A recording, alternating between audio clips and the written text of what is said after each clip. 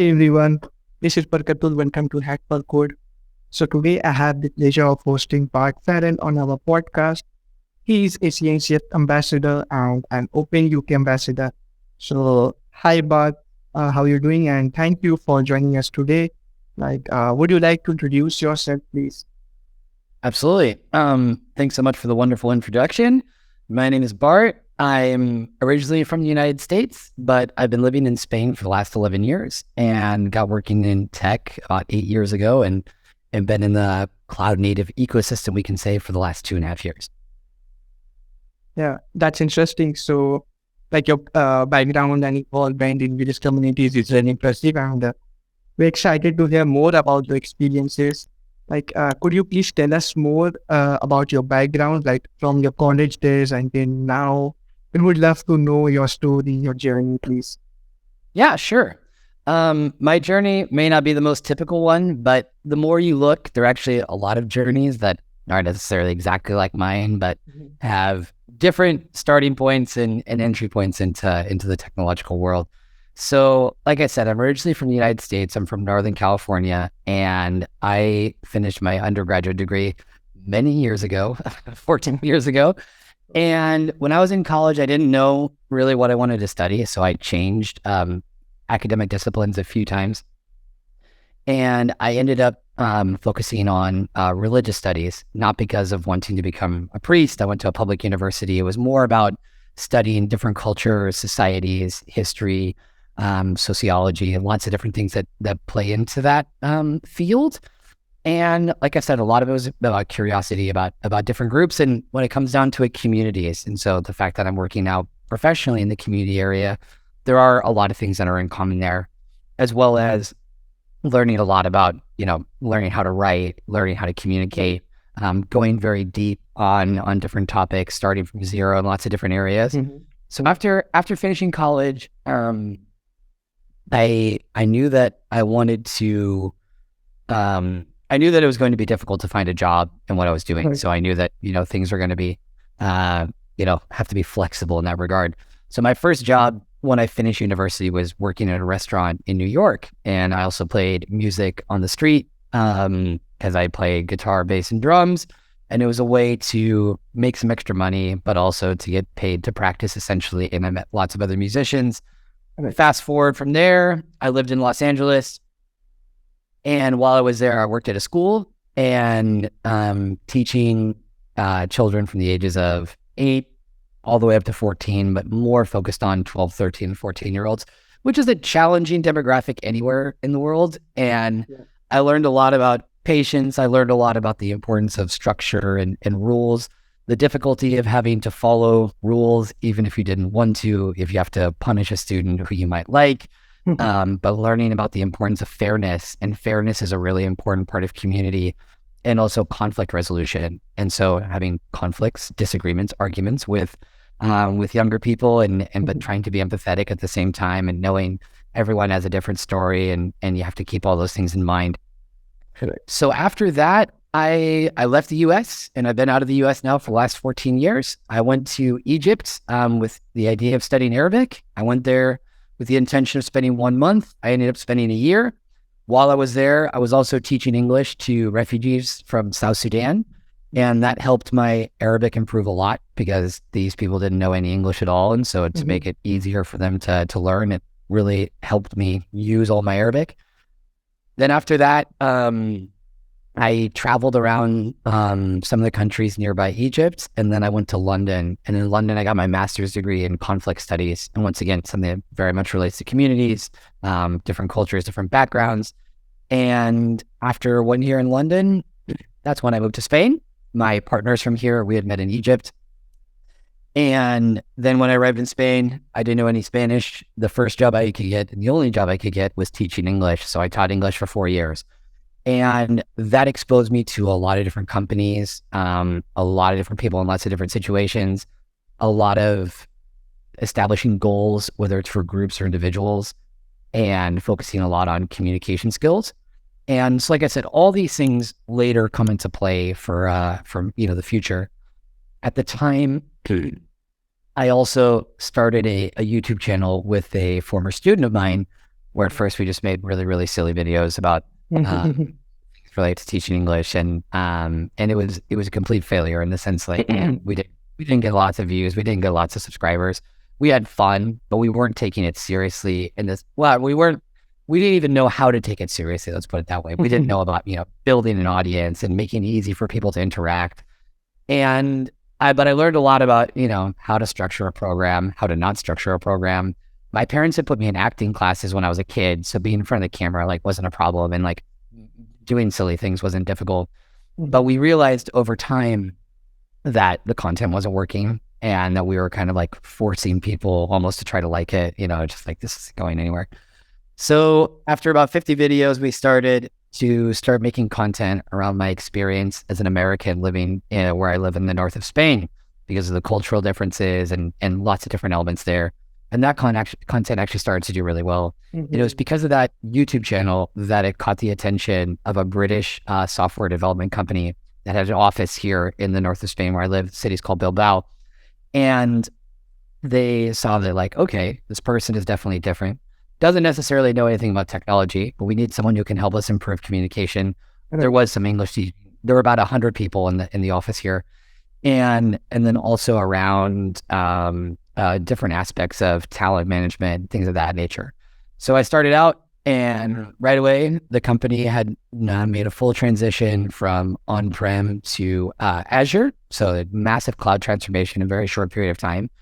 And so I learned a lot about the difficulties that developers, sysadmins, DevOps, now what would be called platform engineers, go through. And a lot of it was because my desk was put next to where the DevOps team was. So I learned a lot about the difficulties of deployments and fires in production and all the problems that they would be having. And also the conflict resolution issues inside that office, but then also there were development centers in 3 different countries. You had commercial offices all over the world. And it was a very fast-paced environment. So I learned about Scrum, about continuous delivery, about CI/CD pipelines, observability, Grafana, dashboards. And at the time, they were starting to use containers, and they were using Apache Mesos first, and then shifted over to Kubernetes. So that was my first sort of contact there. But like I said, that's kind of how I got into the tech world, not necessarily by choice, more by circumstances. But it's been very good to me, and I've stayed with it ever since. Yeah, thank you. Thank you for sharing the story with us.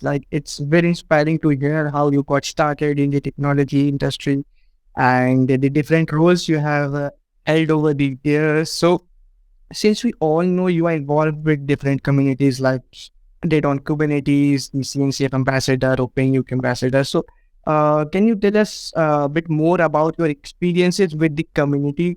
To be specific, yeah. Mm-hmm. So I first got organized with doing in-person meetups when I was at that company. And then when I left, I continued doing the same thing, but as a freelancer, and then also in video production. It's okay. And no worries.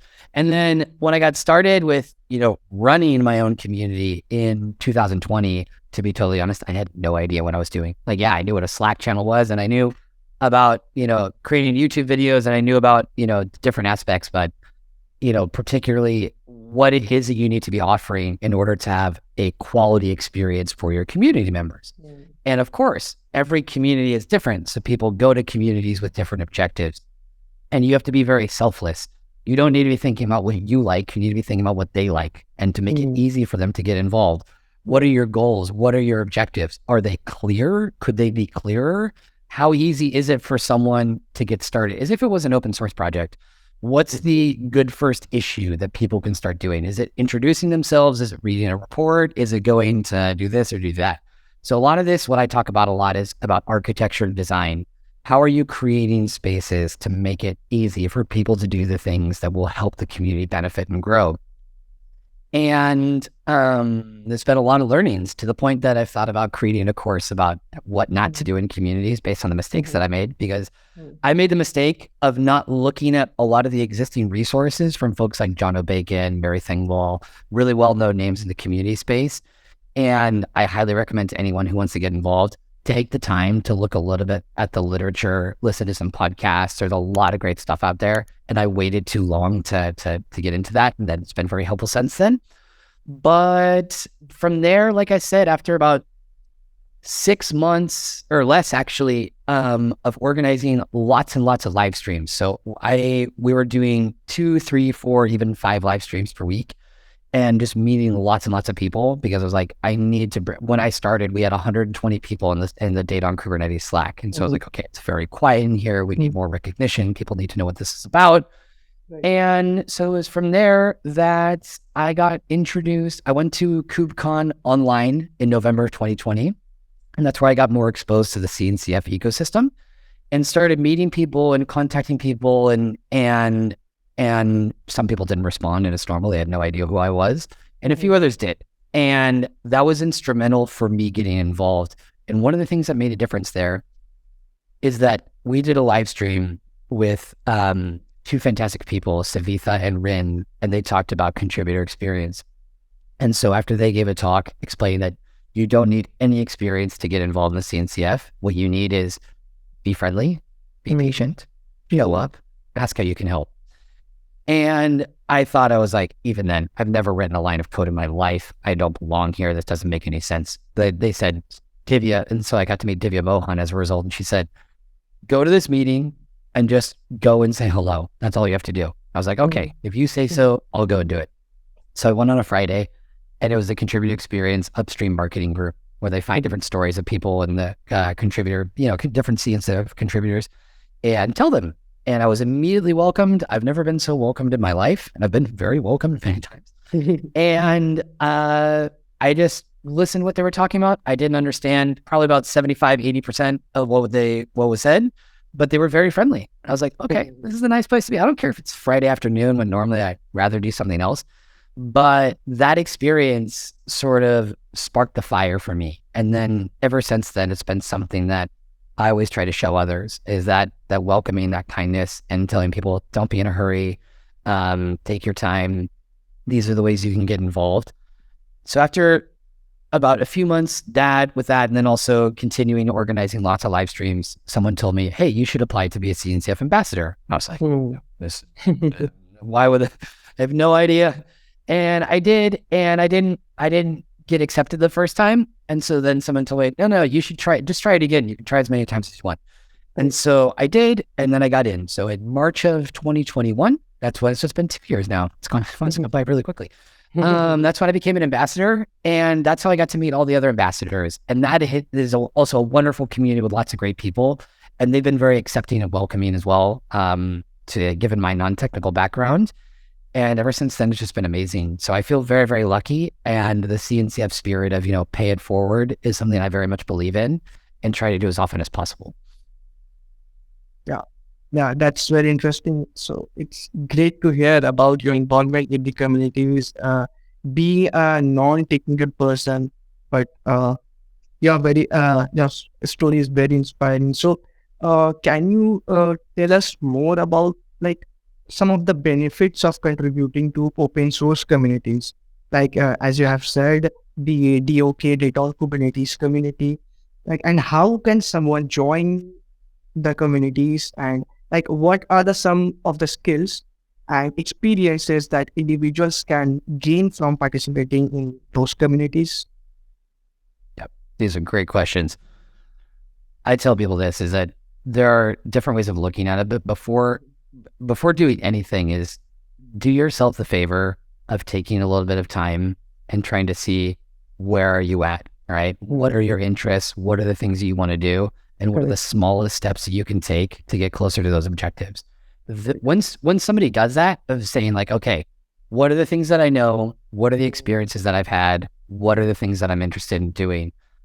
That will help. And then also, who's in my network, right? So based on your network, you can ask, all right, what are the open source projects or communities where I know people? It's always nicer when you know somebody. It's not the end of the world, but it's just easier because that person can say, yeah, this is why I'm here. I always say there's 3 rules of community, or 3 things to keep in mind about the community.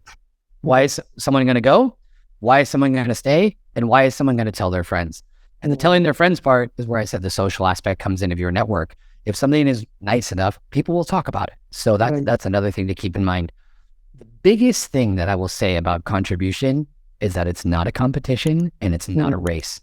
And if you want to make good contributions, you should wait until you've consumed a few resources, until you've looked at the documentation, until you've seen how the social dynamics work on Slack and what kind of questions people are asking and what are the ways that you can get involved, there's no need to be pushy. There's no need to be in a hurry. And you'll notice that with open source projects, they'll generally have, good first issues. But like I said, if you really want to do it, you should definitely be willing to take the time to read the documentation, watch a couple of videos, go to a couple of meetings. You don't have to do anything or say anything. You can be there just to listen. And if you can't attend, they generally record the meetings and upload them to YouTube. So it's very transparent. Based on that, you can see, okay, where do I think I can help? Where do I think I can add the most value? And then based on that, develop a system, a simple system to have sustainable contributions. For an open source project, if someone comes in and is very, very active for a week, it's okay. But then they leave and they might be creating expectations. It's much better to find small things that you can do, but consistent. And the longer that you stay in a project, the more people are going to get to know you, the more they're going to be able to see other things that you can do. And long-term for your career progression, to get to know something in depth, I would say is much more valuable than being in 500 different communities and projects. But then if you apply for a job in the future and they say, okay, can someone give you a reference? You're like, well, I'm in 500 things and maybe none of them actually really know me, as opposed to developing a longer lasting and deeper relationship in a couple of specific places or one specific place. And it may take time. Like your first open source project may not be the one that you stay with for 6 months to a year. That's okay. But give yourself, like I said, give yourself permission to not be in so much of a hurry and focusing more on quality, long-term relationship building. I would say those are the things that people really need to keep in mind. The technical stuff, that can come later. But obviously there might be, depending on the project, I can't speak for every project, but some might, it might make it easier to know certain things. But there are others where it's completely beginner friendly. And mostly, like I said, work hard and be nice, be friendly, show that you're making an effort, make it easy for people to see that you've made an effort. I say this all the time. I talked about this yesterday. The amount of times that I see a question being asked and I will send a screenshot of me asking the question in Google. I guess now people can do it in ChatGPT, where it's like, you can find that information on your own. It's not that like I'm not willing to help you, but with things that are really basic, where someone comes in and says, what's Kubernetes? Like there are thousands of videos and documents about that, if you really want to know, take the time to go do it. And then be like, okay, I looked at this, I've been studying it, I'm still not understanding this point. Go to YouTube, go to documentation, look in other places once again. But the more that you show that you've made an effort, the more that people are gonna be like, okay, I get it. Like you're trying and you're having some difficulties. Now I'd be happy to help you. If it's just, we always say about this way, don't ask, you should offer. Offer someone the opportunity to help you on a very specific point so that you can move forward and then add more value to their project, rather than just saying, I want you to give me all the information and I'm not going to give you anything in exchange. Show that you're willing to make an effort, that it's a win-win and going both ways. When you do those things, people are much more likely to be very happy to help you out, and it's better for both parties. Yeah, that's indeed a great point. Thank you for sharing those practical tips. It can definitely be overwhelming for people who are just starting out. But as you have said, start small and be consistent. These are a few steps, someone who are just starting out, they must follow. So the last, would you like to give some advice, this kind of some message, who are now confused? They got into the open source communities, they started contributing to some projects, but they are now getting overwhelmed. There's a lot of projects, lot of technologies right now are running in this world. So how can someone choose their career? Please give us some thoughts. On this. Yeah, for sure. And I'm happy to do so. And this is something I've done on several occasions, and I've done workshops as well about personal branding. So I've been doing this for many, many years at this point. It's something that, like I said, look at your look at the things that you know, look at the experience that you've had. And what I was talking about earlier, I played music in the street in New York. What's the connection between that and what I do right now? There's tons of connections. I incorporate music and art as much as possible in my work. Playing music on the street gave me confidence about being in front of a group of people who I don't know and getting used to being exposed. And just because someone's young, it doesn't mean that they haven't had thousands of experiences. They've had thousands of conversations. They have lots of, role models. They've met lots of different people. Do yourself the favor and take the time to write down an answer to the question, who am I? Right? And if you're not sure, get feedback from other people. Ask people about the things that you're good at and the things that you can improve. Based on those things, it's going to make it much easier. And also about interests. I will say this. No one has ever said that everyone needs to learn every single technology. No one has ever said that everyone needs to be in every single open source project. I just say that because I feel like sometimes people are living with that kind of pressure as if they do, but it's like, who told you that? Nope, I definitely didn't say it. I don't know anybody who does. So I think it's just really important to think about, are you more interested in cybersecurity? Are you interested in front-end development? Do you want to develop video games? Ask yourself those questions about the things that you find interesting. That will then help guide you towards this open source project, towards that community. That way, these things will happen more according to a plan that makes sense for you. Then there is the other aspect that I said. If you know somebody in an open source project or community, it's going to make it a lot more fun because they will be able to help you get on board and things like that. And you can also work together. It doesn't mean it's a must, but if that's something that's going to help you, like I said, everyone has to figure out what's going to work best for them. And then the rest gets much easier. But take that time in 20 minutes, 30 minutes, an hour maximum. That exercise of getting down a little bit of a photo of who are you? What are the things that you've done? What are you interested in doing? Then it's much easier to decide after that which one's going to be best. Yeah. Thank you so much for sharing your experience. Thank you again for joining us, Bart. It was a pleasure talking with me, and we hope to have you back on the podcast in the future. And to our listeners, thank you for tuning in. Be sure to subscribe to our podcast so you don't miss any further episodes. And we'll see you next time. Till then, from the room. Awesome. Smash that subscribe button. Do it. Yeah.